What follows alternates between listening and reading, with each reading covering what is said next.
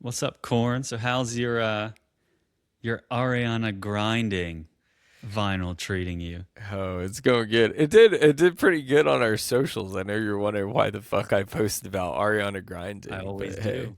you know, Ariana, man, she's one of the I figured it made sense because we talked about Michael Jackson, the king of pop, and she is the princess of pop. So, got to give her respect. The queen of pop would be Britney, which I'm a big Britney Spears fan.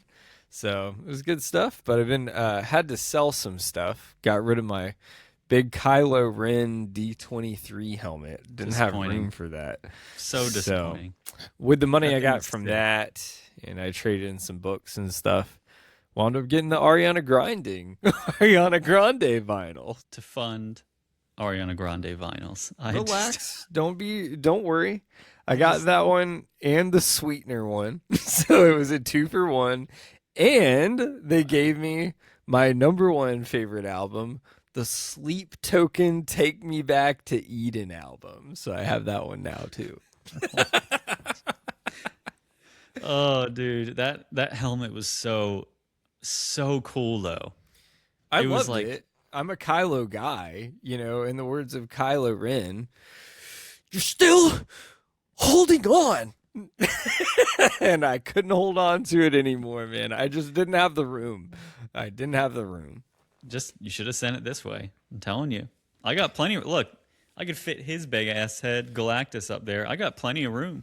I could have put him right here, I right in the thought middle. about it. I thought about sending it to you, but shipping was like $50, and then the guy in Memphis, Tennessee, paid me like $200 for it. So had to go. He'll be back. Maybe I'll get another one someday. I'm more of a Darth Vader guy, anyways, but I do like It's Kylo just it Ren. just looked so cool. Like it hmm it legitimately looked like a set piece from the movie, which is why it was so badass. It was cool. It was cool. I mean, and perfect topic today. We got some cool topics for this episode, recent releases. So, which is Hell awesome. I yeah. like these kind of episodes because we get to give our thoughts without going into super detail. So it gives everyone time to watch it and stuff. But yeah, Yeah. man, what's been going on with you? Yeah, I mean, well, for context for this episode, we will give our reactions and opinions up front without any spoilers. But for the second half of this episode, we will touch on spoilers from these movies. So if you have not seen Mortal Kombat 2 or The Mandalorian and Grogu, you're going to want to pause and come back later after you've seen it, about halfway through, and we will let you know with like a second warning. But just to make that clear, so no one's bitching about us giving away spoilers, because Mando just came out. But if you haven't seen Mortal Kombat 2 yet, it's been out for like 2 weeks, so you've had the time.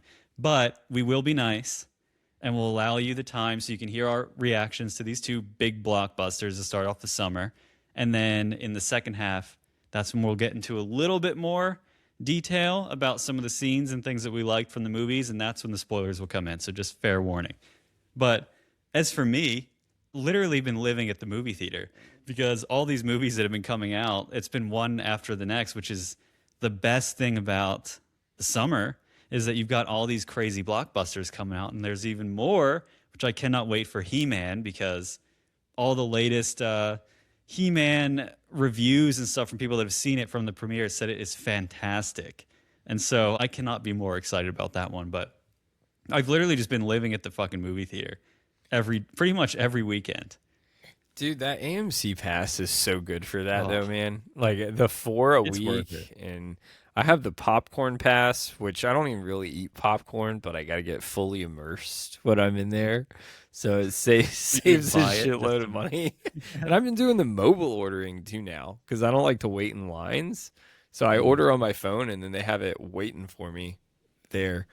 But That's pretty cool, but isn't it? It's like $10 extra, isn't it, for that popcorn pass? you pay monthly, which kind of sucks. It's like $6 a month or something. But Six.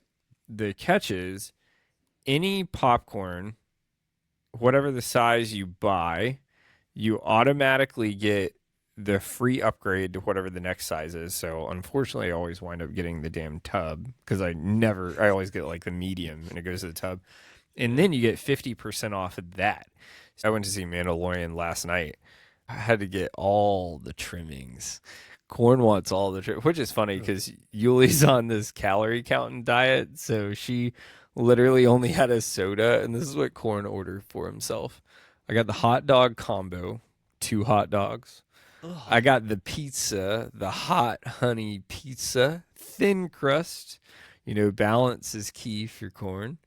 I got sure. the tub of popcorn. I got 2 large Cokes. I made Ulysses the diet so she can calorie count. And then I So kind. got myself the tub of popcorn Oh, smothered in butter and salt. All of that together was only $29. And I got all the points for it. So it was a pretty I would damn good love deal. to like for you to get like a blood sugar, sodium, and like cholesterol rating before and after you go to these movies, because I can hear your fucking arteries clogging from across the state. Like honestly, disgusting. How Dude, do you eat that shit? And especially we worked at the movie theater, you know how fucking gross that food is. in the hot I dogs, just, I put like extra mustard and ketchup, like oh my extra. God, I man. like drown it, like almost like the dipping sauce. And they handed it to me too, and I know they thought like I had a whole family on the row in there. And I was like, they had to give it to me in the actual like shopping brown bag. It was so much. I was Oh thinking, my no, this is for me, man. This is You all for are me. you are a deeply unhealthy human being. But dude, Mentally and physically. and I didn't get one because I can't spend all my money on like random shit. We saw the popcorn buckets, which did look sick, like the Mandalorian head, and then they had the See, they were Grogu like gone. sipper thing. Mhm. Well, the reason I saw them, they were gone last night, but I saw them when I went to see Mortal Kombat the day before, which was on like Mhm. a Thursday. He was like, "No, you just sold the Kylo Ren helmet. You're not getting another one of these things." But yeah, man, those things are going like wildfire, and those Oh, fucking resellers are probably reselling those out the ass. it's such bullshit because I wanted to at least see. I don't know if I was going to get it. I just wanted to see it in person. Some of them are really just they're cool to see. And normally they have a sample on the counter so you can see it Hmm. at AMC. And when we went for the Thursday night premiere of Mando, and they were gone already. They were sold out. I'm like, are you fucking serious? They didn't even have a sample set up. They had, but what they did have was they had the Space Jam popcorn buckets, and those are so cool because Space Jam's back in theaters, or at least it's coming back in theaters.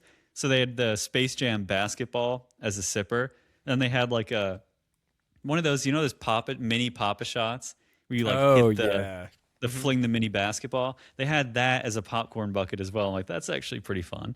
But they didn't have any of the Mando and Grogu ones. And then when we went to go see Mortal Kombat, we also saw that on the Friday that it came out. And they had the Shao Kahn popcorn bucket with his helmet. Like, that was pretty cool. But there was someone at the theater that was going in after we left who was walking around holding this thing. I was like, does he have the popcorn? No, this guy had an actual metal Shao Kahn helmet that was like full scale size, and he fucking was wearing it on his head. I'm like, what is That's going on? It was actually crazy. really cool. It was cool as shit looking. Dude, that's fucking sick. Shao Kahn to me, this brings us Well, into our topic today. oh. He just reminds me of Shredder from Teenage Mutant Ninja Turtles. Not The a whole bad time I was thinking comparison. like Shredder's the bad guy. Not a bad comparison. He kind of does look like Shredder. You're not wrong. The costume, I guess. Oh, that's weird. I never even thought about that or looked at it that way. It's true. Who would you rather fight, Shao Kahn or Shredder? Shao Kahn was like a fucking beast. I felt like he was kind of slow though. My initial reaction to him, like the Liu Kang fight, dude, he was so much faster than that guy. And then, you know, I fucking love this movie because one of my favorite Mortal Kombat characters is in it. Katana. Katana wins. Yeah. She was a fucking beast, man. Yeah. That's what I need is a Mortal Kombat vinyl and then Katana's on the front, like Ariana Grande was. Then I can play that for you guys. That Oh would be yeah. sick. Sure. Yeah. Yeah. No, I mean, Shao Kahn is just a brute, and he is fast though. I'm not gonna say anything, but he is fast. There's moments where you see it, but he's just a brute, and he's so intimidating because he's just gigantic and strong as shit. And they do a really good job, I think, in this movie of making him exceptionally intimidating to where you're like, okay, I can understand, why what happens and why people would be scared of him. Because even in the games, he's terrifying. He's fun to play as because he's so damn strong that when you get a hold of someone or you punch the shit out of someone, you're going to like knock their spine out of their body with every punch. And that's like, the Mortal Kombat violence, which is very evident in this movie. So with that, they're like, what were your overall thoughts of Mortal Kombat 2? Like, what did you think about it? Did you like it? Did you hate it? What did you think? I didn't hate it. You know what's crazy was I watched the first one before I went back into this one because it had been so long since I saw the first one. And Sub-Zero's my favorite. Sub-Zero. Fucking awesome. But in this one, it took me a minute, especially because it's been so long, to get used to the cheesiness of it, but really appreciate that aspect because this was really set up as really an homage to Mortal Kombat fans with the classic lines like fatality, stuff like that. And the characters. Finish him. Yeah, when fucking Johnny Cage was like just moving back and forth. And I swear, when they line up, it looks just like the video game. Like when they're like almost like the Let's Get Ready to Rumble. Like, what the fuck? But so at first I was like, dude, this is so fucking cheesy. This is like watching the Power Rangers all over again, just on a rated R level. And then I was like, you know what? I had to appreciate it for what it was because they took really big jumps doing that in this one and the previous one to really give a respect to fans. And you had to be a fan to understand that because if you were someone that just walked in off the street that doesn't know anything about Mortal Kombat and heard this is a badass fighting movie, definitely want to check it out. Like Johnny Cage, like he looked like he was on a fucking like rope tether doing backflips mid kick or something. Like some of it was just so fucking ridiculous. I was like, all right, whatever. But it was a true homage to the Mortal Kombat fans. But some of the acrobatics, I was like, dear God, man. Dear God. Look, here I loved it. I absolutely fucking loved it. And I think this is the movie that we should have gotten for Mortal Kombat 1. Because the first one, although it was fun in some ways, the first one was major problems. They had homages to the game, but it didn't ever feel like you were watching the game on the screen. And that's what fans really wanted, because that's kind of what the original ones in the 90s were like. It was like watching the video game come to life.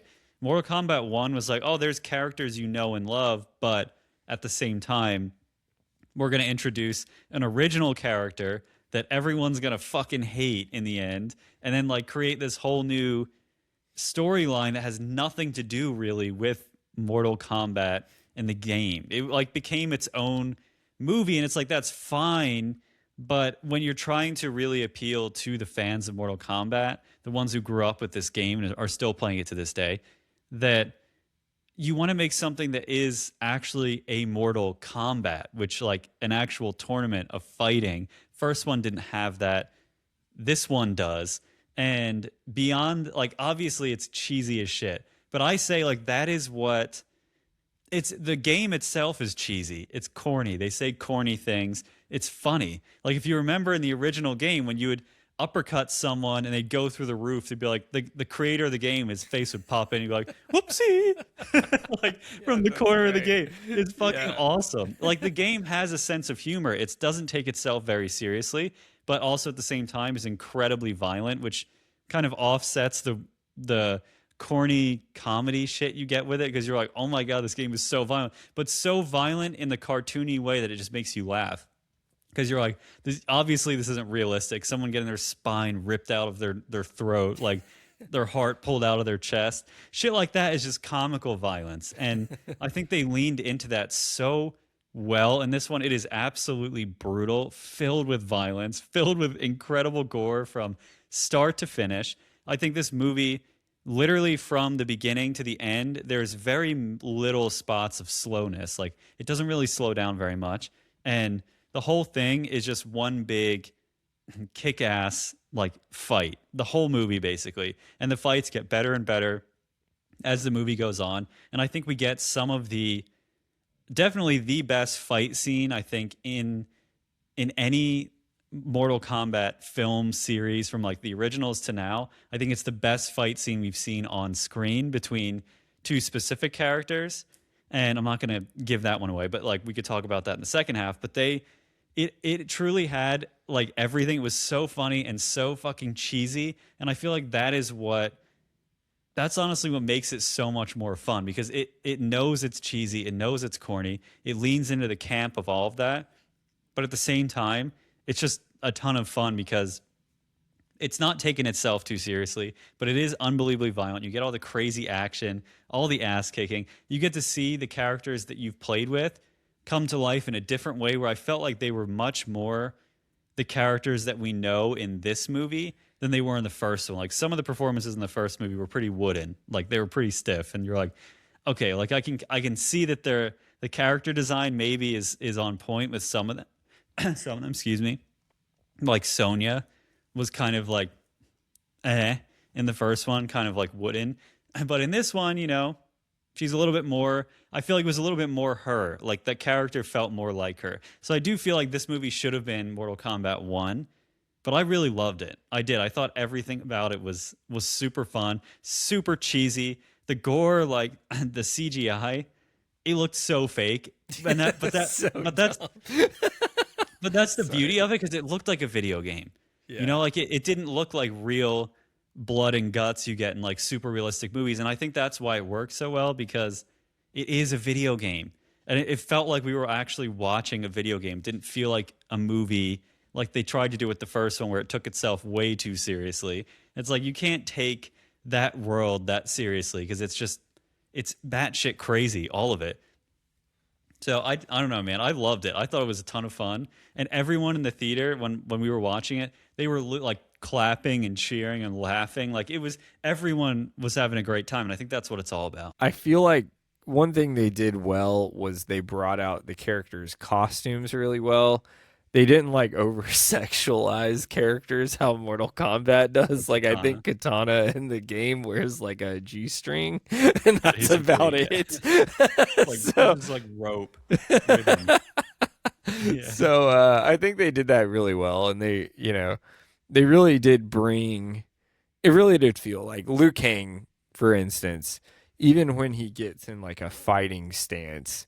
You can almost see him in that 2D old school style, or in the current Xbox and PlayStation games when he's like standing there. It really felt like you were watching a game, like going through the levels. So I respected that. Yeah, I mean it genuinely felt like you were watching the game, and like they nailed the fighting stances, their special moves, and it felt like the game was alive again. Compared to the original one, it was like you could have taken Mortal Kombat, the name, out of the first one, and it probably still would have worked as a really shitty, cheesy spin-off type movie. But this one truly felt like a Mortal Kombat movie because you had the characters, but it was more than just the characters. It was just the fighting and the tournament style of this one that you're like, this is what we've been wanting. This is why the 1995 one was so effective. Because it, as bad as it was and as cheesy as it was, it followed the narrative of the game. It was an actual tournament that people came from around the world to compete in. This one leans into that, and that's what makes it so effective. And I know, like, I get it. Some of the acrobatics were hilarious, but like, that's a part of it. It's campy, it's funny, and I think that this one is going to be remembered for a long time because it did super well. Like I went and looked at the box office numbers, and it grossed over 109 million worldwide so far, and it beat Mortal Kombat 1 in just 2 weeks. And its budget was only 80 million, so like it wasn't a huge budget, yeah, which is crazy. And obviously it made a profit, so it did really well. It had $40 million in its opening weekend in the U.S., and it's the highest grossing Mortal Kombat film of all time. which is pretty wild. But beyond that, it's also the highest grossing fighting game adaptation of all time, which that shocked me a little bit because the Mortal Kombat 1 broke the record and became the highest fighting game adaptation, and then this one broke that record. And then I think this in second or third place, it's like the Street Fighter movie from way back in the day, which is ironic because we've got Street Fighter coming out this summer too. And like that one, I think that it's really interesting. I think it's a great time to be a fan of fighting games right now because you've got Mortal Kombat 2 and then you've got Street Fighter. And I think what's so cool about the two of them is that you can tell just by, even when the trailers first dropped for both of them, the tone of both of them completely fucking different.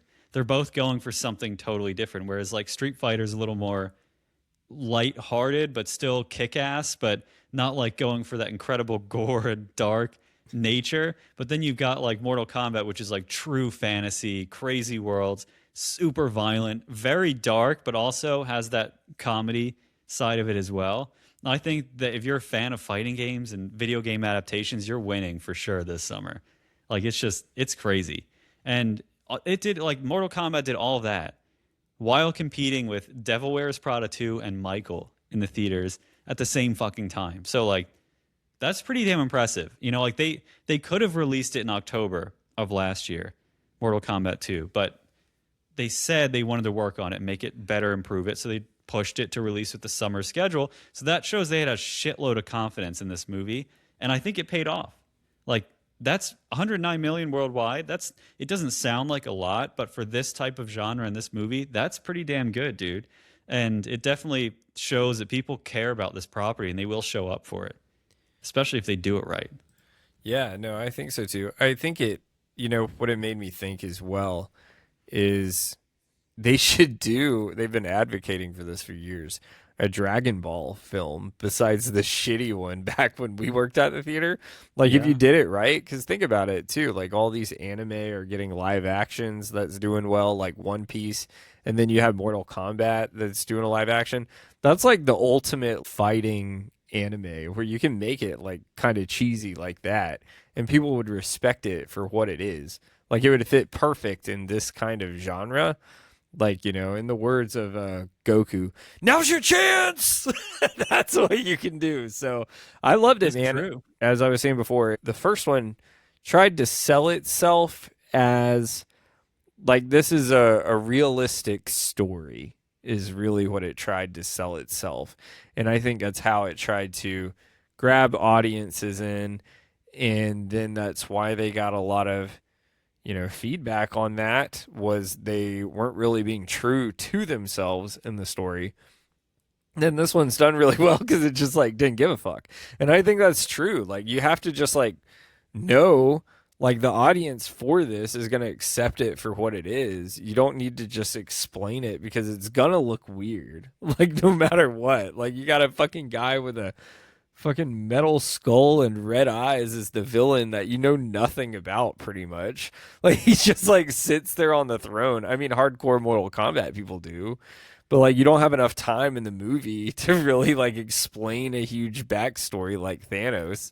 Obviously, this motherfucker is a badass. So yeah, man, I thought it was great. It's one of those, like, it doesn't really need that much explanation because you know what it is. I mean, most people going to see this movie are expecting to walk in and watch people kick the shit out of each other and just make it as violent as possible. It's like, does that really need a long explanation? Not really. It does have one, though. Like, it does give you a little bit of a backstory, and it catches you up to speed on what Mortal Kombat is. I'll put it that way. And then you do get a little bit of a background in terms of Shao Kahn, but it doesn't spend too much time on that because it doesn't need to. Like, it's a movie about people fighting each other and killing each other in gruesome ways, and that's exactly what you get. So you get what you expect. And I think in this one, the first one, you're right. They tried to make it, like, bring you into that world as an outsider, because I think they were trying to make it where, for people who don't know what Mortal Kombat is, we're going to bring you into this world through the perspective of someone who's just a regular guy who used to be a fighter, and we're going to bring him into the world of Mortal Kombat so that it's kind of like you are getting your introduction to Mortal Kombat through his eyes for a new generation. And I understand where they were going with it. They just didn't. It just wasn't that effective because it didn't really feel like a Mortal Kombat movie. And then this one was like, all right, we understand where we made the mistakes from the first one, and we know that you know what this movie's about at this point. And if you don't, you're still going to enjoy it anyway because it's super gory and it's super fun and funny. And then we're just not going to take it as seriously as we did the first one. And then this is what they produce. And I'm like, that should have been the first one. Imagine how successful it would have been. Way more successful if this was the first one. It would have made way over $109 million because this one just has the unfortunate, release date of coming out with Michael and Devil Wears Prada in the theater at the same time. Like, that's unfortunate.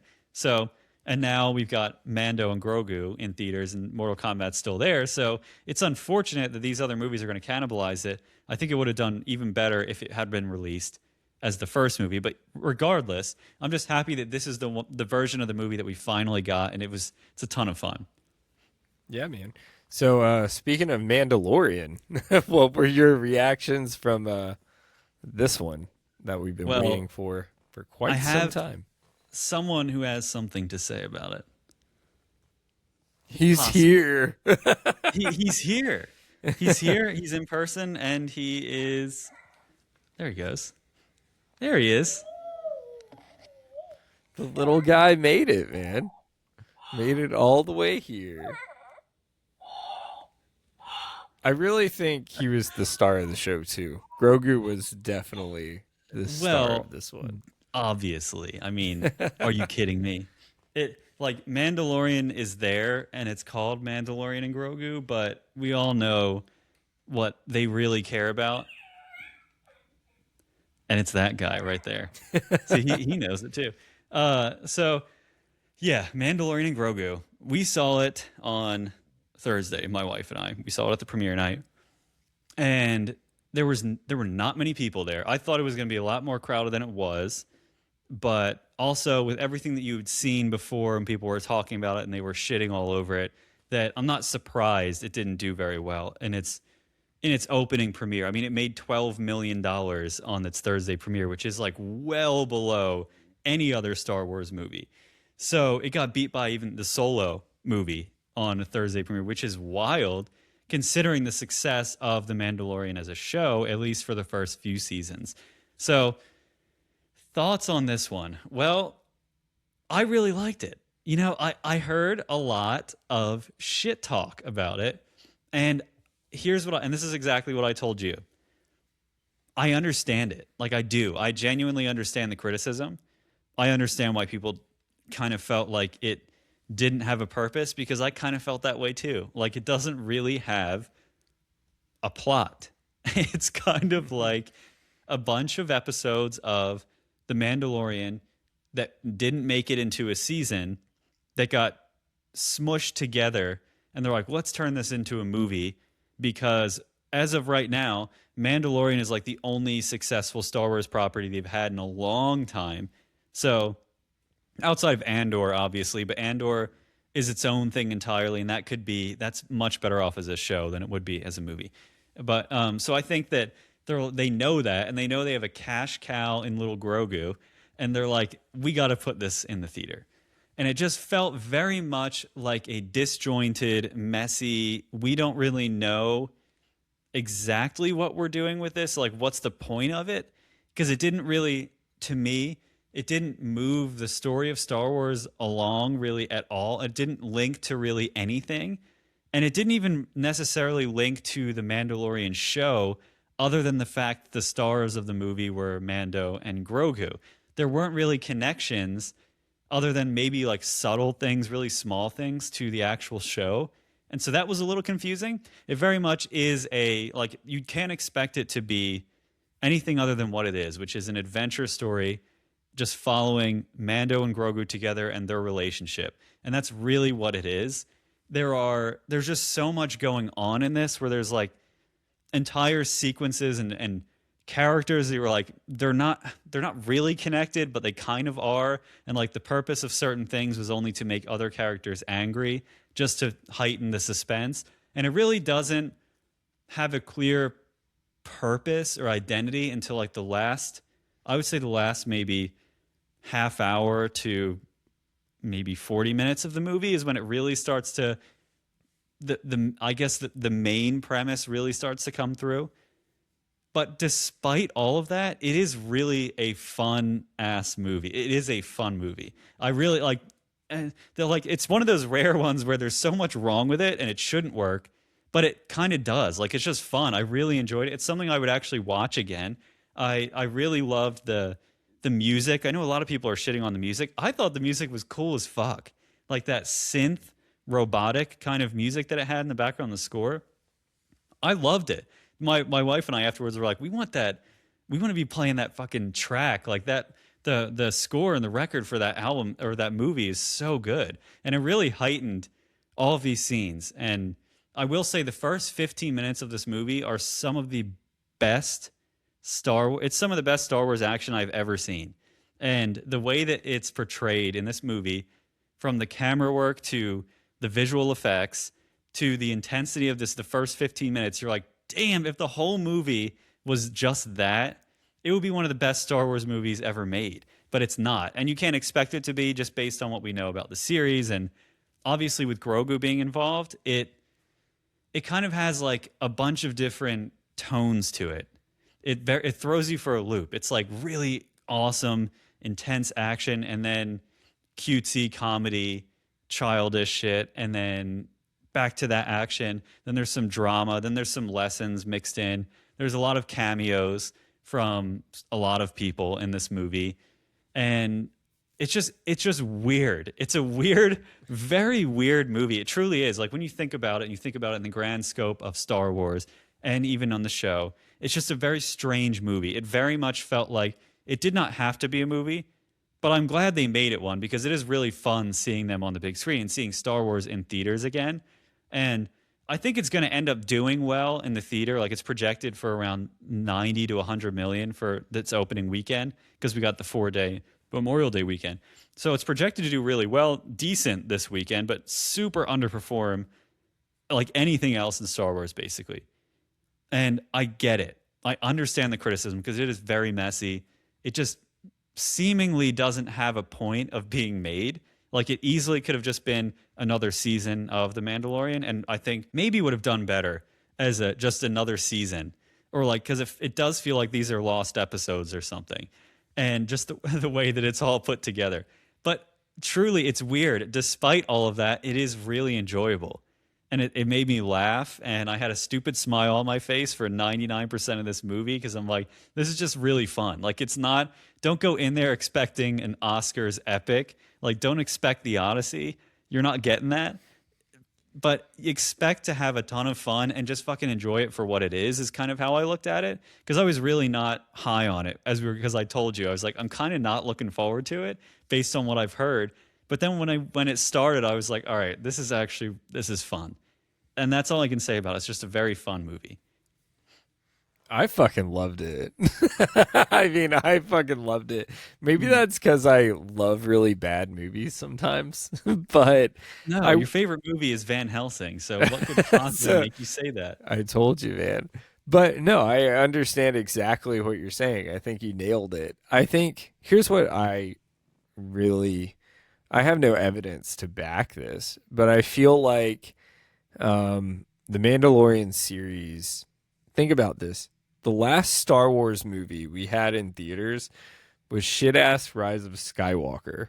And that was like 6 years ago. So this is like the first time we've had an actual Star Wars movie in theaters in a really long time.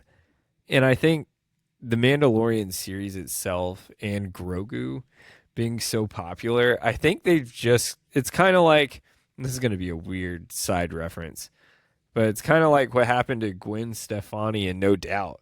She got too big for the band, like went off.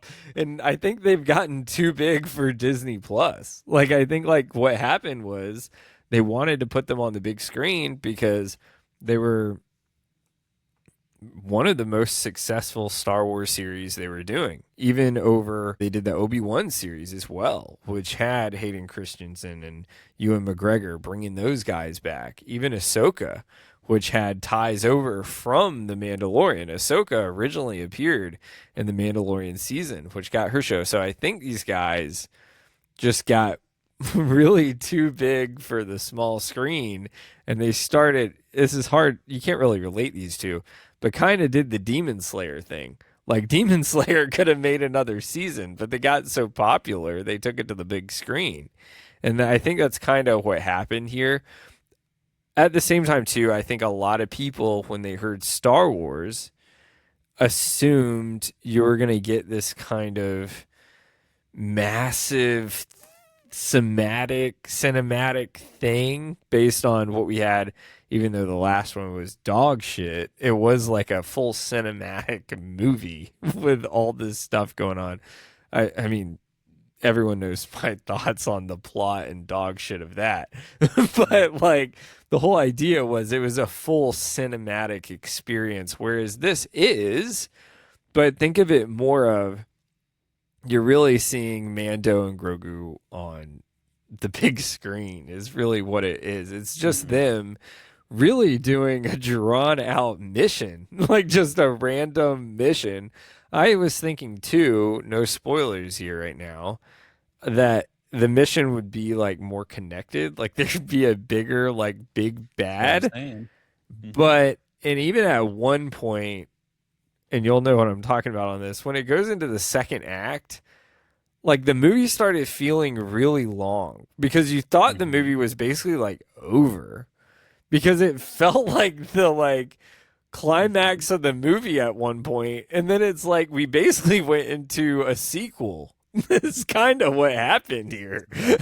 So I was like, what the fuck? But I mean, I liked it because it was like more time in the theater to me. But then when I looked at the watch, I was like, it's only been 2.5 hours, but I've been in here for an hour, and it felt like I just watched a whole fucking movie kind of thing. So I get it. I understand what people are saying. However, I had a lot of fun with it. Some of the fight scenes were just badass to see, and it's always great to see Grogu on screen.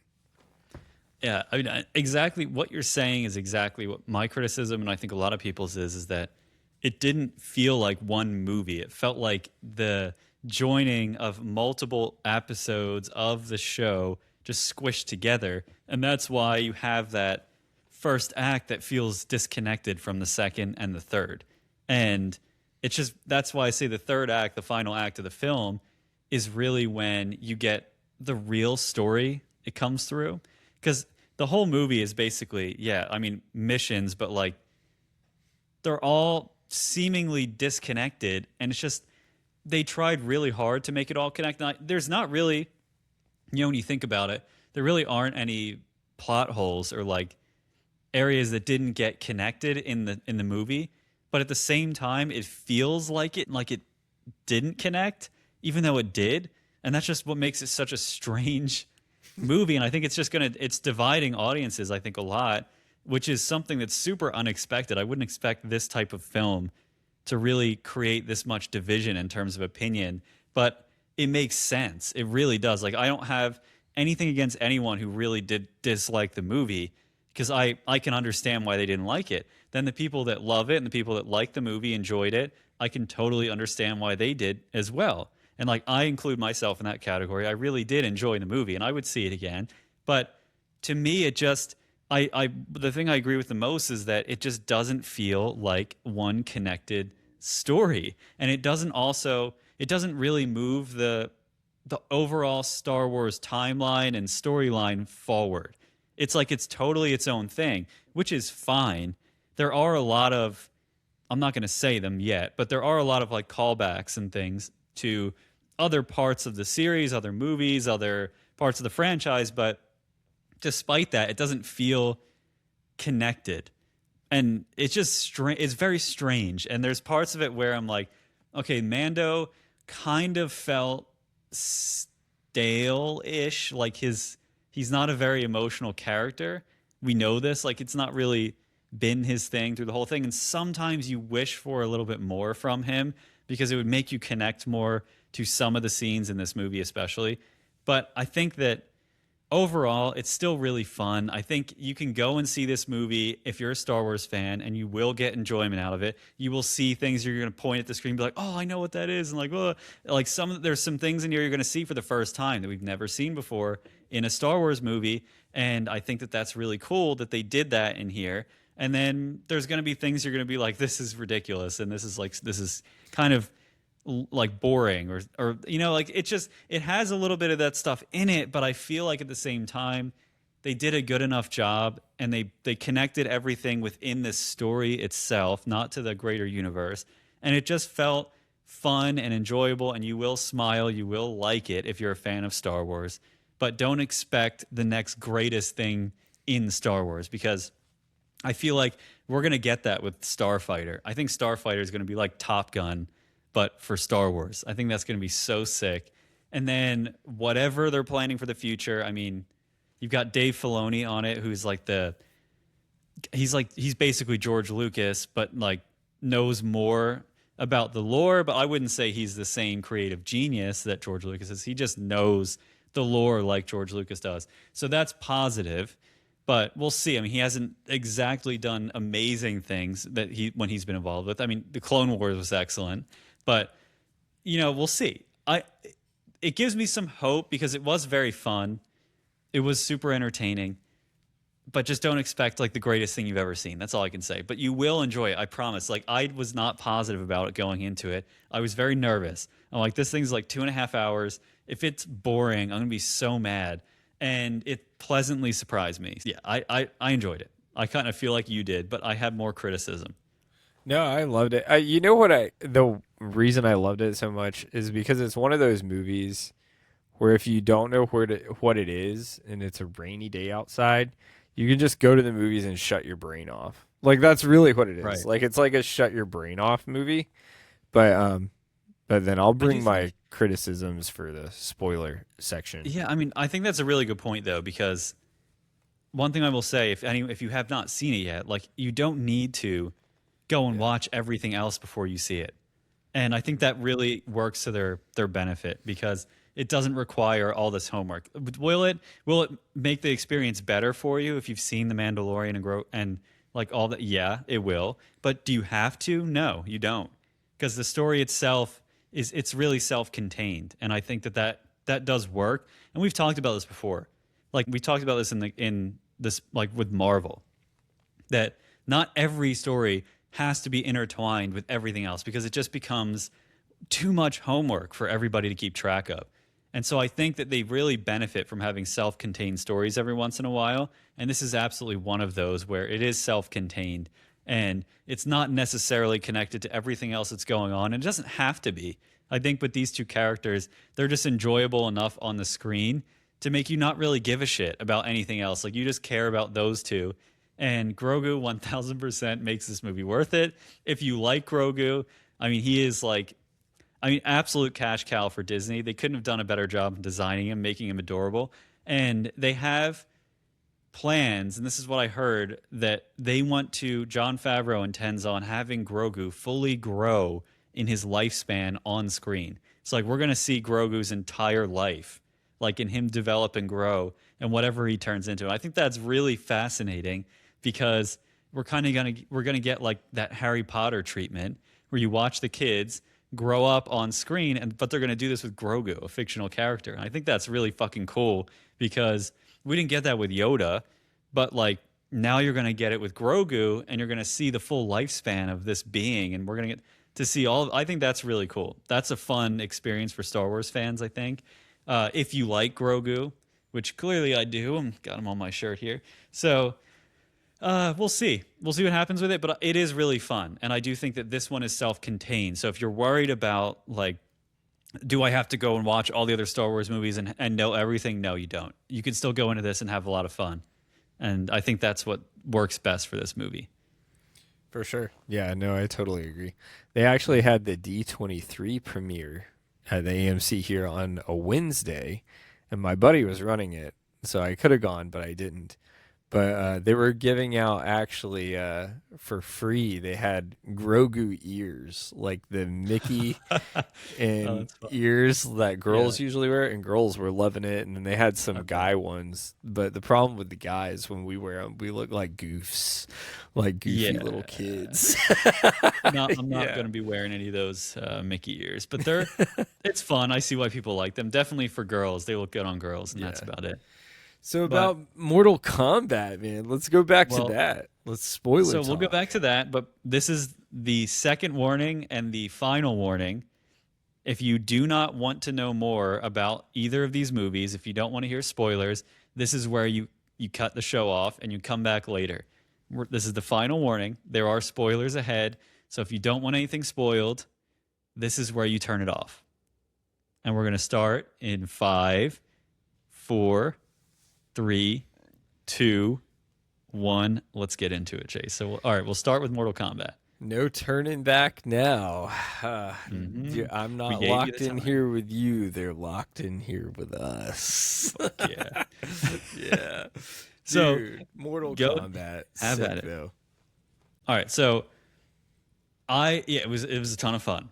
It was the fight scene that I think everyone probably knows about. Honestly, if you haven't seen the movie, and like I think that everyone probably knows about the scene, it's all over the internet now, which they posted the whole fucking fight scene between Liu Kang and Kung Lao, and Kung Lao being That in was this sick. movie again. Mhm. Yeah, was a big big little twist of fate. You see him appearing because he gets resurrected, and you're like, holy fuck. That fight between those two was one of the coolest fight scenes I've ever seen in any movie, let alone a Mortal Kombat movie.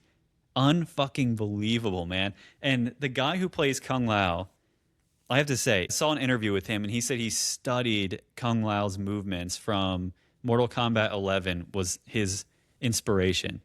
And he's like, he just studied his movements and everything. I mean, with the hat, when he stops and he goes, "Shoo," and he That pulls was his sick. finger across. Oh Yeah. my God, dude. So Everything sick. about it, he absolutely nailed it. That fight scene was unbelievable. It was pure electricity from start to finish. Dude, the hat was so fucking badass, too. Oh, Like the bandsaw running oh, into a when he goes with bandsaw, his arm and turns literally. into the saw. Yeah, Yeah. that was sick. Sick. I mean, he whips it around like Captain America. He's whipping that fucking hat around and returns to him every time. And then they had him doing his portals and he was like flashing it out. I'm like, God, he would be unbelievable to fight against. I mean, forget it. But that was, and then I loved when, because in the game, I don't know if you remember that level from the game, but when you're playing, it changes color. The background does, depending on like what's happening in the fight. And so in the fucking movie, when Kung Lao has Liu Kang against the wall, and he's like trying to shove his hat with the blades into him, the whole background turns red. And I was like, oh my God, that's fucking awesome. Because that is like what happens in the video game. And it was such an amazing little nod there for them to do that and to change the color. And also, it matched what was happening on the screen. And then when Liu Kang breaks free, obviously from his hat, the background changes. But like, dude, the way this fight ends too, oh my God. Oh my God. When Kung Lao does his blade and he's trying to, and like Liu Kang's just standing there like, yeah, come get me. And he grabs him and he jumps backwards and pulls him down onto the hat and it just guts him. I'm like, holy fucking shit, dude. This is one of the craziest fights I've ever seen in my entire life. It was Dude, it was unbelievable. badass. I think that's the only way he could have beat him too, which if you notice, he let him like punch him and then he grabbed him and pulled him into the saw. Yep. Into the saw, bro. Saw, bro. Dude, yeah. Sick. Yeah, go. Come down Into with the the quad on saw. Saw, bro. That's an inside joke.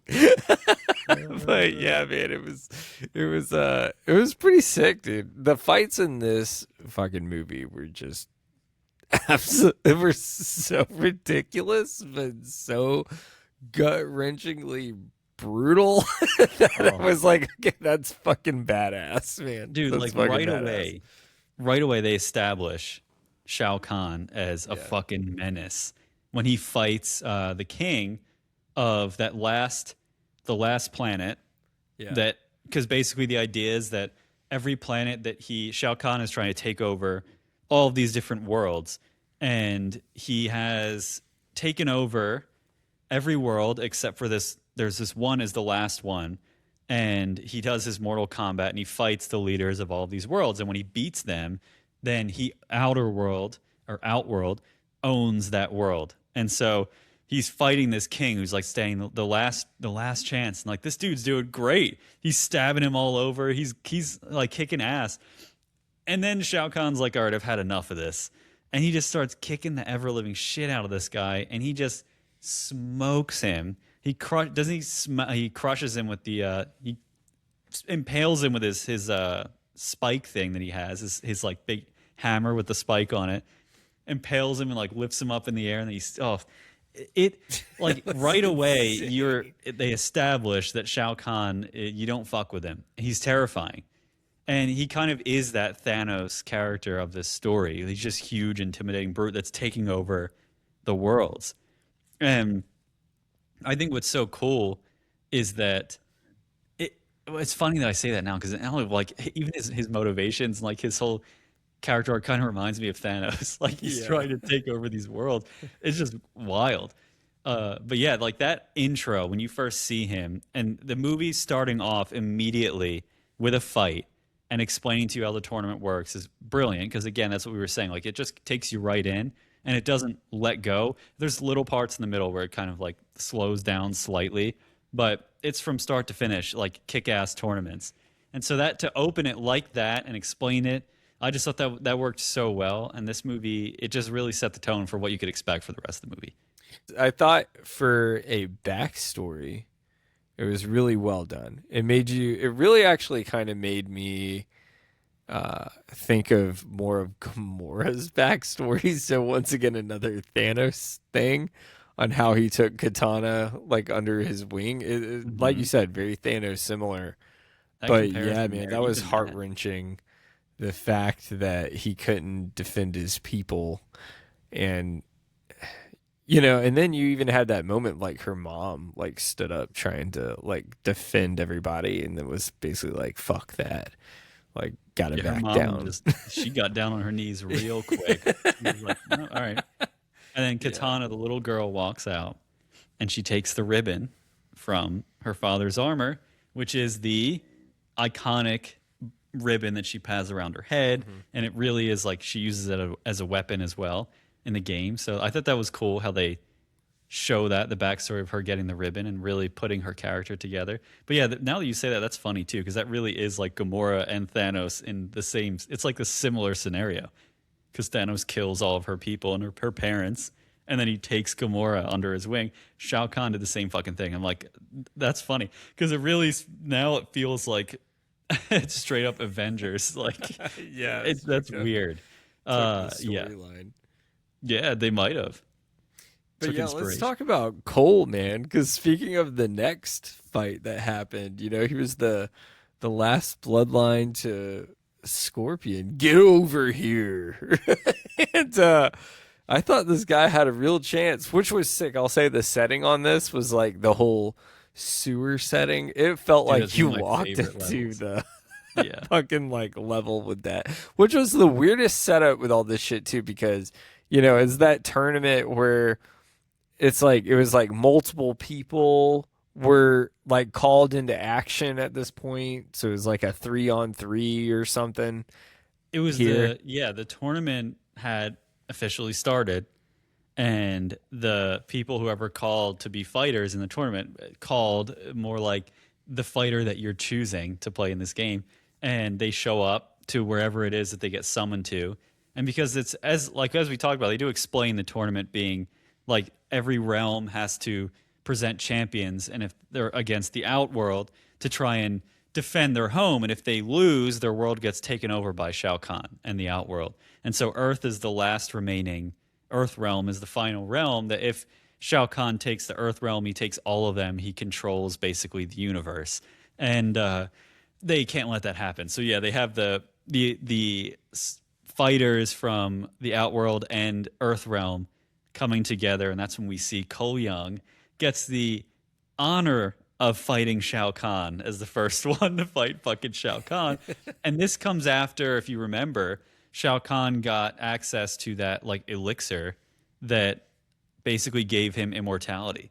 So it was cheated. It was absolutely cheated, and they get that elixir because they do that surprise attack on Raiden, and they Oh, that's slice his right. Yeah. throat. Yeah, this Kung Lao throws his fucking hat and slices Raiden's throat, and he's like emitting light, which is so weird, out of his throat. And they use that to fill up that little amulet thing, and that gives Shao Kahn, when that dude imprints it on him, which that guy's another fighter as well, and I'm forgetting his name. But Shao Kahn gets that thing, now he has immortality. So when Cole goes to fight him and he's doing really well, it doesn't fucking matter because Shao Kahn's just gonna heal. And Cole was fucked from the get go. But I honestly thought this scene was very funny to me because I felt like what happened to Cole was an acknowledgement of how the audience has felt about him from like from the first movie. They're like, we're gonna right this wrong. And we're gonna fucking squish his head on in the sequel. So just crush his head. I mean, his head fucking pops like a gusher. And he was doing good, man. My thought on this, and there's a question for you. Do you think they did that so that he comes back in the third movie as the new Scorpion, like the actual Scorpion from the original game and like the original movie? Do you think he's going to get resurrected? That would be kind of sick. However, spoiler alert, we kind of got this in this movie, and I think it kind of looked dumb, but I accepted it for what we had. But which wasn't Scorpion, but my favorite character. So you know, I think it could, you know, it could if they make it look right. I think that would be really sick. This was the fight though I saw. It was kind of like Oprah and Martell in the mountain going at it, and I thought Cole was gonna have it for a minute there. And then, like you said, you know, that elixir kicked in, and he was just fucked, dude. Because he got that hit across the throat, and that in any normal fight, that should have been it. It was just like, it's like, why won't you die? It's like the dude wouldn't die, man. Right. He cheated. He fucking cheated, which is not surprising coming from Outworld. So, yeah, he cheated, and Cole Young got fucked because he was the one who had to go there and go fight him. And, yeah, his head got absolutely bashed in and exploded, and he got pushed into the poison pits. And it's cool, though, because the finishers in this movie were clearly the finishers from the video games, and you really see them in gory, gruesome detail in this one. Like, you saw them in the first one a little bit, but this one for real was like everything in here. These are the finishing moves and all of that, which I thought was so much fun.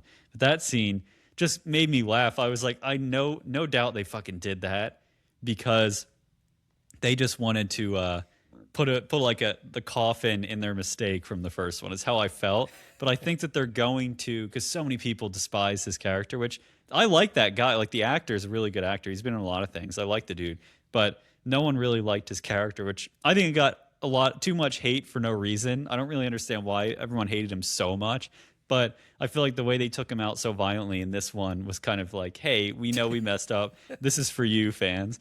But I also think that they have plans. I think they're going to bring him back again in the future, and he's going to become the new younger Scorpion, which would be cool. It would make sense.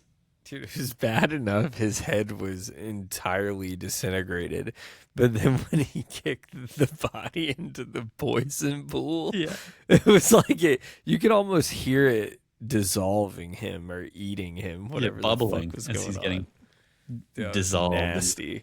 Fucking crazy. Nasty. And this one, of course, we get Mr. Johnny Cage, which Johnny is so Cage. fucking Played by the guy that plays in The Boys. He's also in Lord of the Rings. Carl Urban. Yeah, Carl Urban. That's right. Carl Urban's been in so much, dude. It's crazy. If you go look at his IMDb, your head will explode. But he was in Star Trek also. He's been in like every major like sci-fi and fantasy franchises. I swear. It's just like, it's outrageous. But how can you not love the guy? And he's so fucking good as Johnny Cage. Oh my God, he's perfect for this role. And I think it's funny how they start it and they show you Johnny Cage in his acting role. And I'm like, that's fucking cool. They show him in his movie kicking ass, and it's the cheesiest movie you've ever seen in your life. But it's so fucking cool. And they show him doing that flipping when he does that like that backflip twist thing and he's dodging bullets.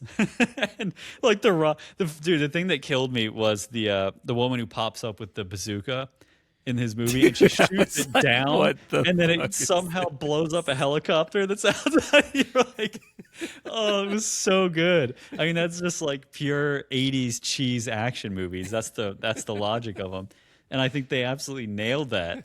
And I just thought, like, I don't know, his character was so fucking funny, and like his fight with Baraka, forget it.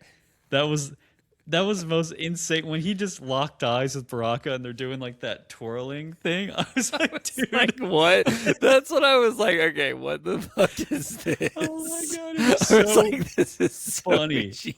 Oh, it was so fucking funny, dude. Everyone in the theater I saw it with, they were losing their minds during that scene because it was just so unbelievably stupid, but it was so funny. You know, when they opened with him, he was at like the MegaCon convention or Yeah. Comic-Con convention. He was like what we were talking about with the Power Rangers. Like he Yeah. was sitting there and no one was coming up to him. No one gave a shit. And then when Raiden came up to him with that girl, It was so good. yeah, he was like, you guys want like an autograph or something? He's like, what the fuck are up with these cosplays? Now get on down the road. Nice cosplays. Yeah. Crazy. It's great. Did you feel seen in that moment, Chase? Oh, I loved it. It was, I told you, it took me back because it made me think of exactly when I walked by the Power Rangers at MegaCon. And I was the guy that would have walked by them, not said anything. I would have Nice. just been the dick and didn't say anything. Realized. Like if Johnny Cage was right there and I was at the con, I would have just walked by and been like, a real fall from grace, man. A real fall from grace. So you wouldn't have been like the guy that approaches him at the bar. That's like, are you Johnny Cage? Like, Oh dude, I yeah, used to absolutely love- not. I love your movies. And then Johnny Cage is a total dick to him. Like, come on, man. Come on. That scene was so sad because, like, the guy who played that, it was so genuine and so earnest. It felt like, honestly, that felt so real. That was one of the, like, because, you see that scene a lot in movies where someone's like, oh man, are you so and so? Like, oh, I used to love your stuff. And then the character's like, oh, I'm not that person anymore. And they act like a dick. And then the person's like, oh, well, fuck you. Like the fan says, fuck you. This guy was like genuinely so fucking hurt. And he just lingered there for a while. He's like, but I would care. I would like your movies. Like he was so genuine and he was so hurt that you're like, oh, like this is so upsetting, but also fucking hilarious, but also really sad. Like that moment, it felt very real though. It felt like a real fan experience, which I've never seen a movie execute it that well before. When they have that quintessential, you used to be somebody and then they're a dick and like the washed up actor. That was like the most I felt realistic way to deal with it. It was so funny.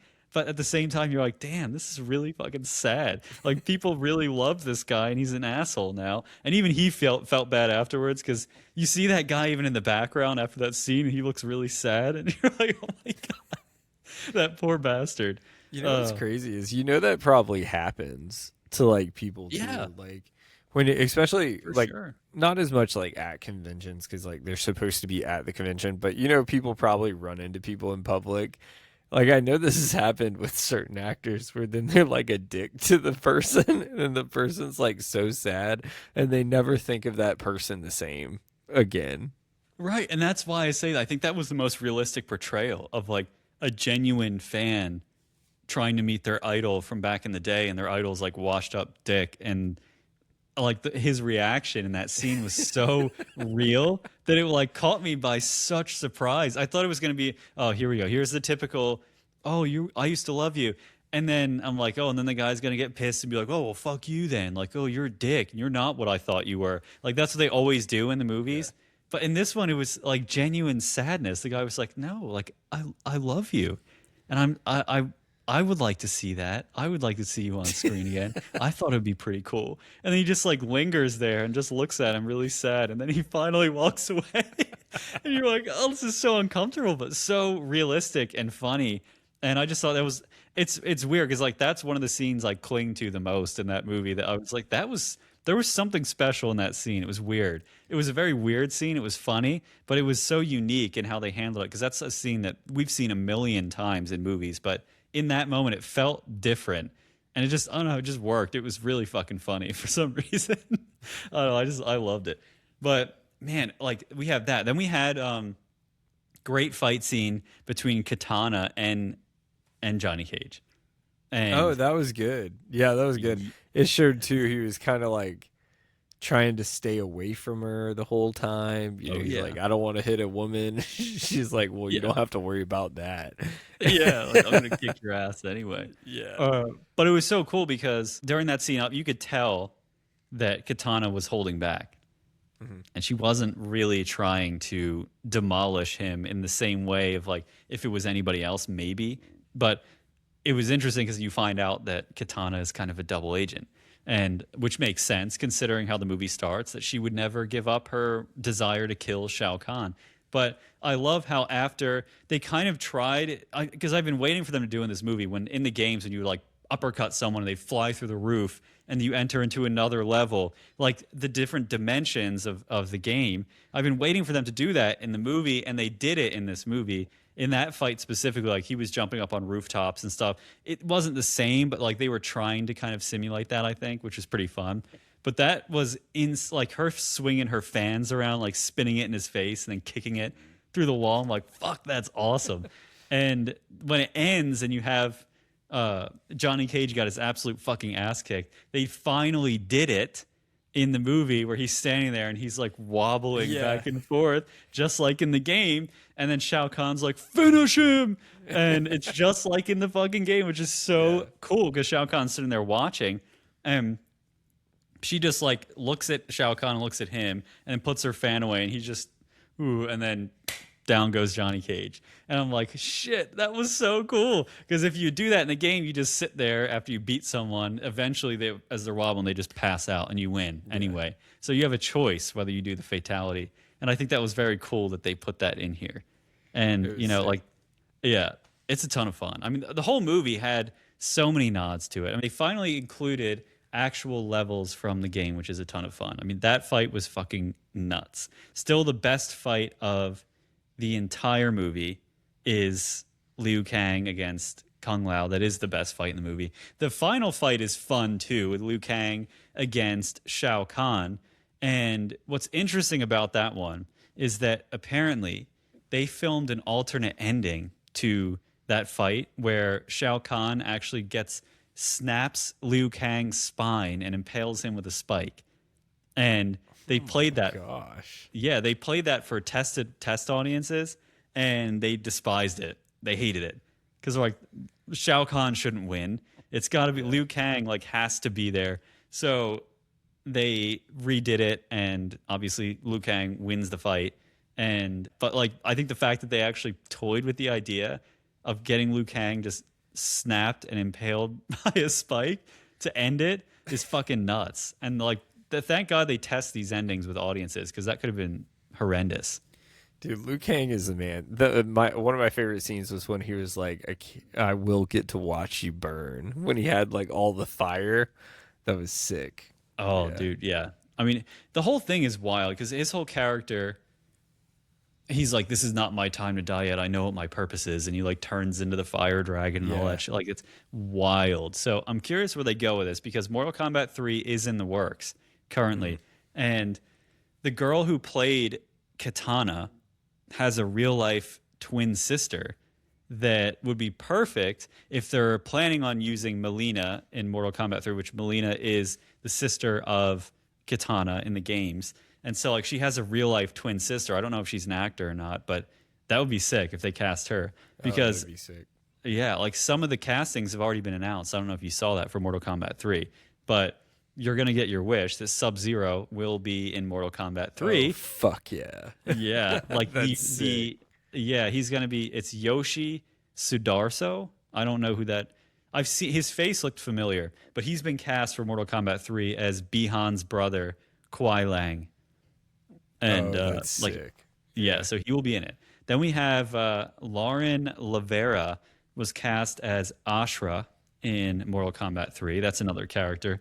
Then we've got Andrew Koji, who, if Andrew Koji is fucking awesome, dude. He's the one in that Netflix show Warrior.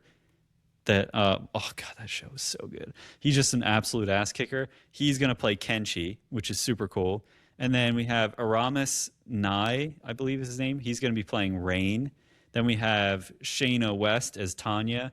Andy Lee is Reptile, so we're gonna see Reptile Oh, that's pretty cool. in the next one because your boy Bihan in this one, he wasn't Sub-Zero when he got resurrected. He became Noob, which is like the other character that can like Yeah. duplicate himself.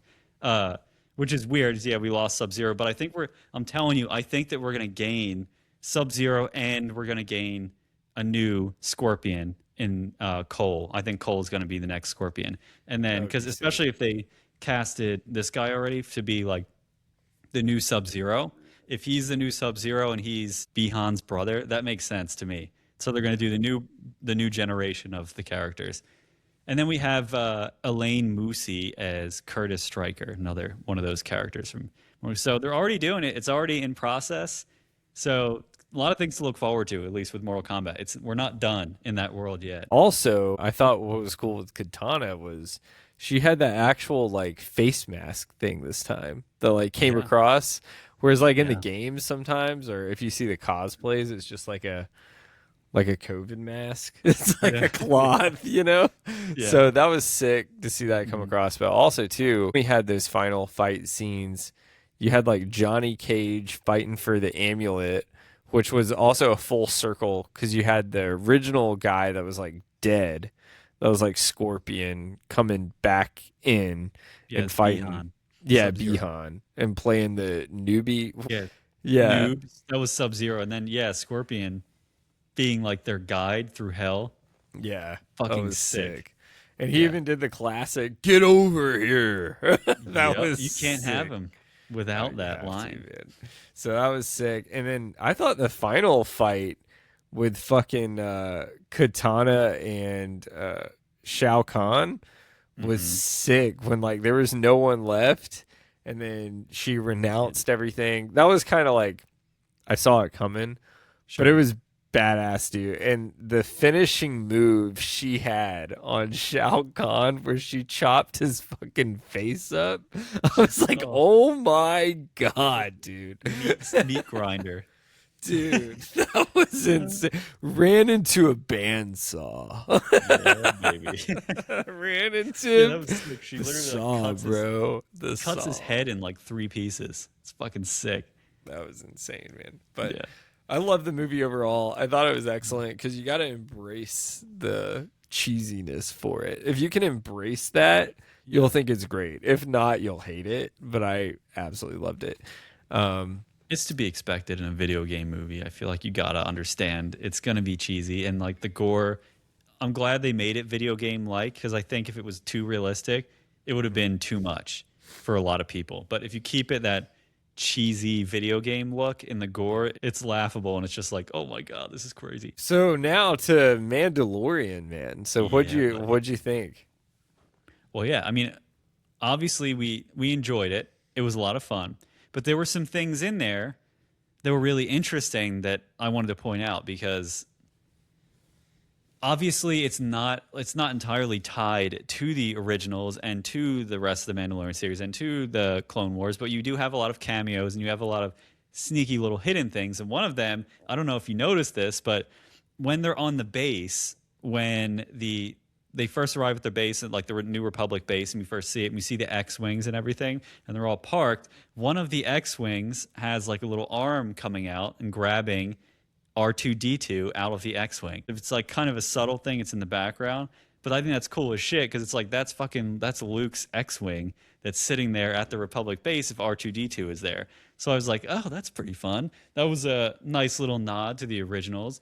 And there's a lot of little things like that. Like there's a creature, this frog that eats Grogu, like the one that swallows Grogu when he's trying to steal the fish from that dude on the water in Nal Hutta or whatever.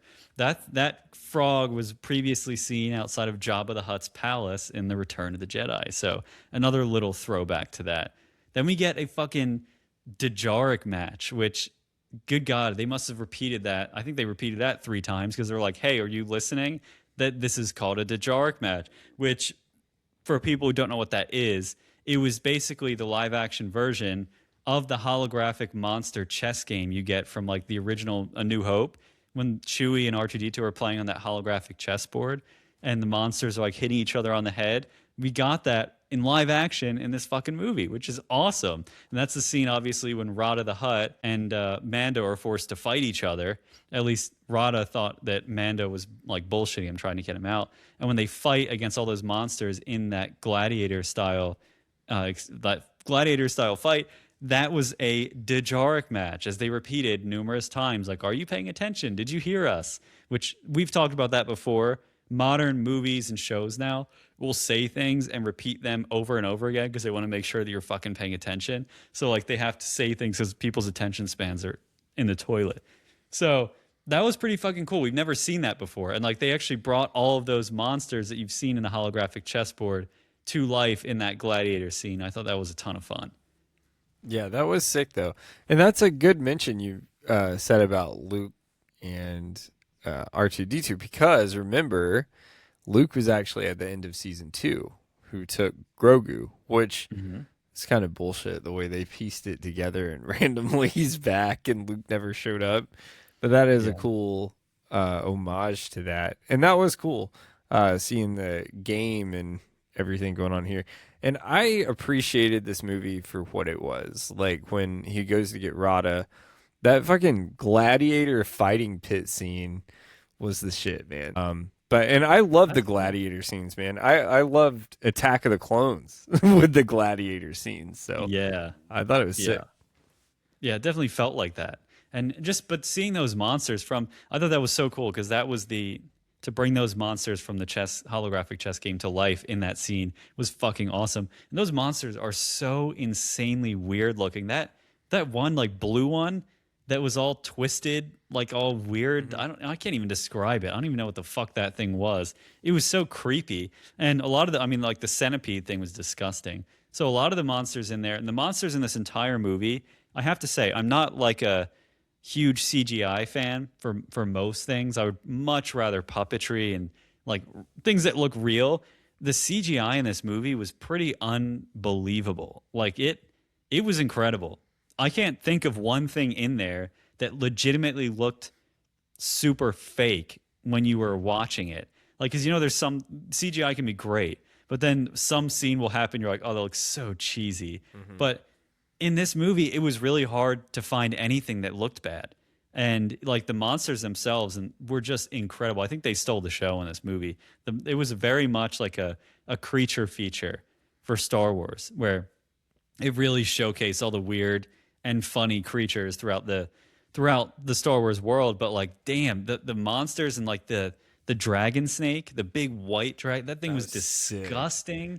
Yeah, oh my God. Sick. It was disgusting. That was so terrifying. Yeah. It was so sick. When he goes in the big water pit and you see that, oh my God, that thing was absolutely fucking terrifying and so gross. It just looked like a butt worm mixed with like a snake and a dragon with its crazy teeth. And you're just like, it was so gross looking. But I just really was blown away by the CGI. I mean, I think from every aspect of it, it was incredible. And I don't know if you noticed this, but some of the monsters' movements and some of the droids, it was weird. It almost looked like stop motion. Did you pick up on that? I wonder if they did use stock motion for some of it. Like the little guys that were with Grogu that have been in the series that came in to kind of like save him. Yeah, okay, so they were puppets. Yeah, but some of it did look like that. So I wondered if they used like part of that. The huge robots that were protecting the twins' lair, the way they moved, it was like very jittery, like stop motion. And when I saw that, I was like, that's so weird. It was tripping me out because that happened a few times. There were some monsters in there that had that weird stop motion look when they were walking around. And I wonder if that was like an homage to the original, because in the original one, a lot of the monsters, like, original movies, they would use clay and were like stop motion shit for monsters. And this one kind of, some of the motions, like even in the original chess game in A New Hope, when they were playing on that, the monsters were stop motion. But the first 15 minutes are really what I want to focus on, because that was one of the absolute coolest openings I've ever seen in any movie, let alone a Star Wars movie. I mean, you've got Mando literally just blowing people's heads off, just laser blasts everywhere. And the way that they film it, it's very cold. And like the guy that starts it, that he's trying to take out when they're having that big meeting, is such a bitch. He's like, everyone take up arms and like sacrifice yourselves for me so I can escape. He's such a piece of shit. But like the laser blasts were so visceral and intense, and even the killing of the troopers and like I don't know. It was something we haven't seen in a long time. I think the first 15 minutes of that, it reminded me of the original movies and the Battle of Hoth and stuff when they're in the snow. And I think they did that intentionally, like the whole vibe and the tone and the mood of the opening sequence. It was very much like a James Bond heist combination in the way they did it. And I thought he was almost, it almost reminded me of like Batman a little bit, or like Daredevil, where he's like, he's taking them out from the darkness and from the shadows. It was fucking sick, man. And that's when we finally get to see the inside for the first time ever in Star Wars. We get to see the body, the inside of an AT-AT, which every other movie, every show, you've only seen the cockpit. In this one, you finally get to see the inside of it. And it's basically like a big armory inside of there, which was kind of weird. I wasn't expecting it to look like that, but it kind of looked like the inside, the belly of a ship. But I thought that was cool as shit. It's like we finally got to fucking see the inside of an AT-AT that's never been seen before. And that's when I say this movie was fun, and you get to see things you've never seen before, but it also had throwbacks to like the show and the original movies. Like we get to see the bounty hunter Embo for the very first time in live action. And if you remember him, he was from the Clone Wars, and he's the dude with the hat. Kind of reminds me, honestly, of Kung Lao, the way that he fights and the way that he uses his hat and moves. But he's so intimidating and so creepy in this movie. Him and his pet, Makara, I think, or Maraka or some shit. That thing, they're super intimidating, but it's so cool to see them on the big screen. Like these are characters we haven't seen before in live action. We got Zeb, of course, from Rebels in there, which Zeb is the man. I love Zeb. And a lot of people are confused because they didn't know who that was if you haven't seen Rebels. But I don't know, dude. I just thought this one, it was very weird. It was very disjointed. I thought like in the middle where, Mando gets poisoned from the fight with the dragon snake, and like Grogu has to take care of him. And he's like harvesting food and getting water. It was like, it's funny and like adorable looking, obviously. And he builds that like mound, and he uses the force to push Mando into the mound. That specific act felt like just a regular episode. Like it should have been just an episode where Grogu's learning to basically fend for himself without Mando if he had to. And he's kind of learning how to live on his own and be on his own and use the force and like develop in that way. But it just felt so different from the first act and the final act that it felt like it wasn't even the same movie. Yeah, it definitely, you can tell they were definitely trying to give Grogu his moments with the little alien guys for sure. I love him. Bob and Frick and the Fricks. Yeah. I think the big issue with this too, though, was like even at the beginning, I was open to it where that guy, the first bad guy that is like dead within 20 minutes, like he looked really intimidating. Like he like shot that guy at the table. Everyone, it felt like like Javier Bardem and like James Bond or something. Like he could be that kind of guy, and then he was just dead. And then we went to the next bad guy, and you thought the movie was basically over, and that wasn't even like the real bad guy. So it didn't have that central focus on a villain like you thought it would have. Also, I think people thought with this being the movie for the big screen, like this is the big Mandalorian and Grogu show here, that we would have some type of huge villain, like whether it was like a Thrawn in Ahsoka or something like that. That would like, it just felt like the villain wound up being the Hutt twins. Like, kind of felt like the big villain was weak for such a big scale film. Like that's like a villain in a show. It just felt weak to me. Right. And that's really what the big criticism is like there isn't really a true villain. I mean, kind of is. The true villain is more like it's, I guess, the ghost of the Empire. The Empire trying to rebuild and come back in the shadows, and like that's, you could say that that's the main villain because that's basically what everyone's doing. But yeah, like it really is the twins, the Hutt twins, which you first see them in the Boba Fett show, is when you get introduced to them. So yeah, I mean it. That's why I say it felt very disjointed. It felt like a bunch of side missions that they found a way to connect vaguely to each other.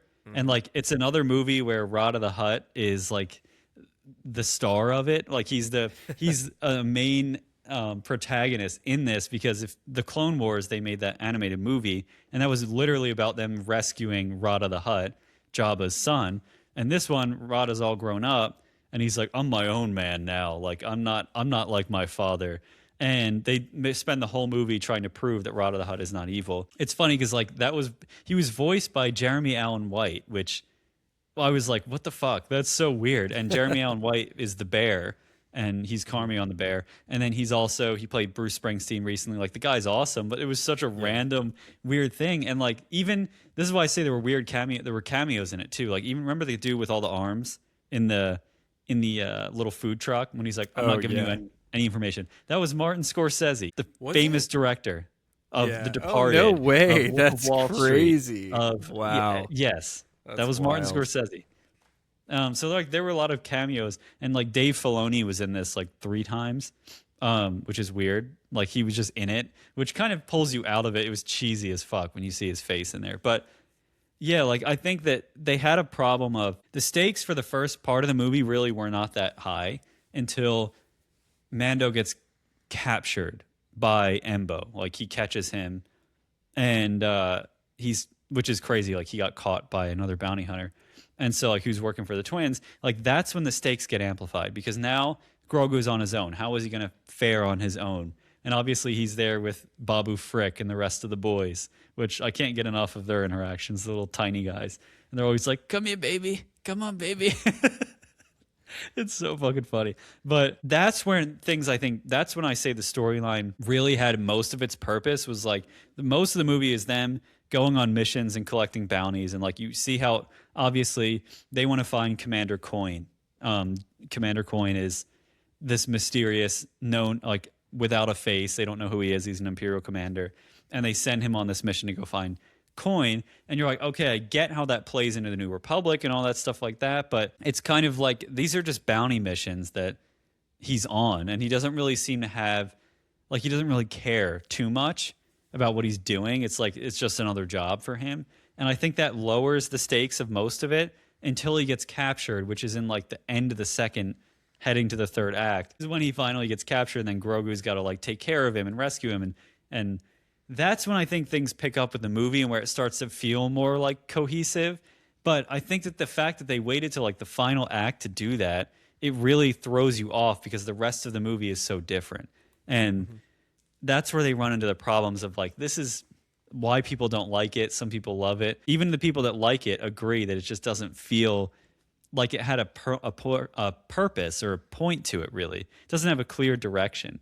There's too many moving parts, and it just all feels like a side story. There's not really many plot holes in this movie, if any. They all kind of get filled, and it's filled a lot by lore and like what you know about Star Wars. But like in that, even with him, Grogu finding that he's learning to take care of himself. Like they show him getting water, fresh water from the little river, and he's drinking it in his little tube, and like he builds the house to put Mando in, and it's too small, and he's like using the Force and banging his head into the wall again, which is another comedy scene. It's like these scenes of, it's basically showing you that Grogu doesn't need Mando all the time, but he wants to be with him. And like that's the whole point of this, is that the relationship that they have is the premise of this story.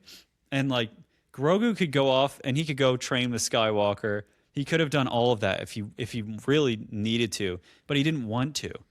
And like he wanted to stay with Mando because Mando was like his father, basically, is how he's treating him. And so I think that that's really what this story is just about. It's about the relationship between those two. And that's really it. Like all the action, the connections they make with Rada, and like the friendship they make with him, and their experience in the New Republic. I don't think it matters. I think it really, at the end of the day, the story's about them two. But I don't think it like really did enough through most of the movie to make you feel that way until the very end, where like once Mando's out and down for the count is when you finally see Grogu step up, and it really shows you more about their relationship than like the rest of the movie did. Because like Mando just goes and does his shit, and he's like, I know Grogu's gonna follow me. He's just gonna be there, and he's gonna come along. It's like he's taking him along, but in this one, it's like Grogu steps up, and you see him developing and becoming more of like a Jedi, like an independent, and he could take care of, like you see him meditating, like Luke Skywalker taught him, and it's just weird. It's like it didn't feel like until that moment that's when the movie really picked up, and like that's when you finally say, okay, that's what the movie's about. But I don't know, if the way they advertised it, it felt like you were being lied to about what this movie really was. I think people just expected too much. I think we've also gotten so used to nostalgia. Like maybe they expected like some crossover where maybe we would have gotten Ahsoka in it where we've seen her before, or maybe, you know, we've seen Luke as a cameo in the other ones. Like maybe they thought there would be like a bigger cameo or some sort of Jedi or something in it. I don't know. But you got to know what you're watching. Like I mean, I get it. Like it's the first time Star Wars in general has been on the big screen in a really long time. However, you're watching Star Wars, the franchise, but you're watching Mandalorian and Grogu. You're not watching like a full Star Wars film happen that's telling a timeline story. You're really stepping into the shoes of these two people, is really what you're doing. And I think a lot of audiences didn't think of it that way at first because it's coming to the big screen. So maybe they just expected the wrong thing. I think the marketing was really bad too. Like initially when the trailers were coming out, I was like, that doesn't look very good. Then they started releasing more trailers that showed the action and like what the movie was really going to be, and you're like, okay, because like if you remember the Super Bowl ad and all that stuff, it was terrible. It was like a joke. It was like them sitting on a couch eating chips or something stupid, and you're like, what the fuck? And like the advertising was really bad. Then they pivoted, then they started doing better with the ads, and you're like, okay, now it looks good when they release the trailers and all that. But even so, I think people were expecting a more cohesive story, and I don't think that's too much to ask for. I think that you go into any film, you expect it to have a cohesive, connected story, and it just didn't feel that way. And I think that threw a lot of people off because it didn't. You go in expecting to see a movie, but this could have easily been the show. And I think that's where the disconnect is, that people were expecting a really like a movie experience, exclusive movie experience, but it felt too much like just another series of or season of the show. And I think that's where a lot of the disconnect came in. But even so, it's still really enjoyable. I mean, there's so much in here to love. The action sequences are great, and the monsters are fantastic, and the characters that you see are awesome. Like seeing Ambo on the screen and him being an absolute menace is so much fun. And the twins they're so disgusting. Like seeing where the Hutts sleep and seeing their whole environment, they're disgusting, like fat slugs. And it's so fun seeing that shit though on the screen, and like seeing the droids on the screen again, and we get to see the stormtroopers, and the fact that like the Empire is still being sneaky and they're still trying to plot their way back to existence and take over the world again. Like you're seeing the little seeds that set up the sequel movies that we got, really, which when they get rid of those eventually, which they will. But there's like little seeds there that explain some of the things that you got in the sequels. And I think one thing that was really fun, that this is a really quick moment that I don't think a lot of people caught on to. But as soon as it happened, I turned to my wife. I was like, "Oh my God, I know why they did that. That's hilarious." But like in the final scene when the X-Wings are coming in to save Mando and Rata and Grogu from the Hutts, like their little like home mound thing, their palace, if you want to call it that. When they're coming in to save them, there's a quick scene of like this rat crawling on the log, and it gets laser blasted. Yeah. Okay, yeah.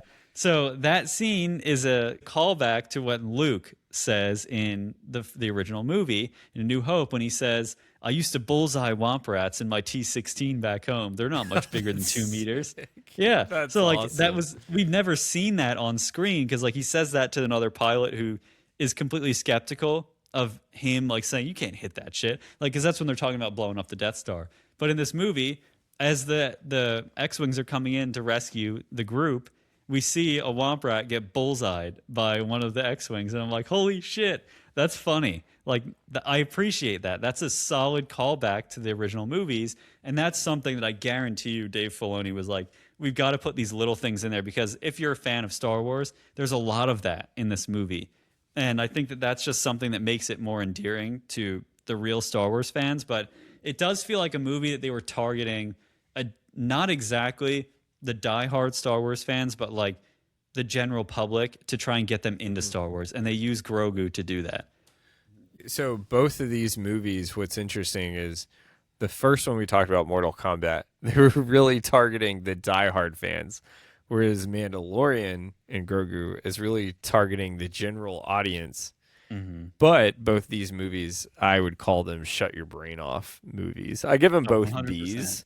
Yeah, I mean, like, you don't really have to think too hard when you go into these movies. Just grab popcorn and fucking Shovel enjoy, it down man. your throat and just Get zone the out. popcorn pass. Oh, before we close out, tying back to when we opened about Ariana Grande, the reason we called her Ariana Grinding, no names mentioned, but someone told me a long time ago they would go to this was back when Ariana Grande was really big. He would go to this strip club, this guy I knew, and there was a girl that looked like her, and he would go buy a dance, and he would say, I need another dance from Ariana Grinding. And they would take him to the girl.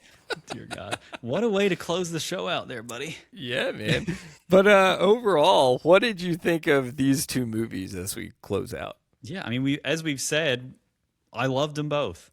I did. I genuinely enjoyed Mortal Kombat 2. I absolutely loved. I thought it was just exactly what I was expecting and what I wanted from it. Mando was what I was expecting, but also a little bit above my expectations, because I ended up liking it a lot more than I thought I would. And I think it's going to be that type of movie where it's going to grow on people if they don't like it right away. But I think that it seems like from comments I'm seeing now online that people have thoroughly enjoyed it.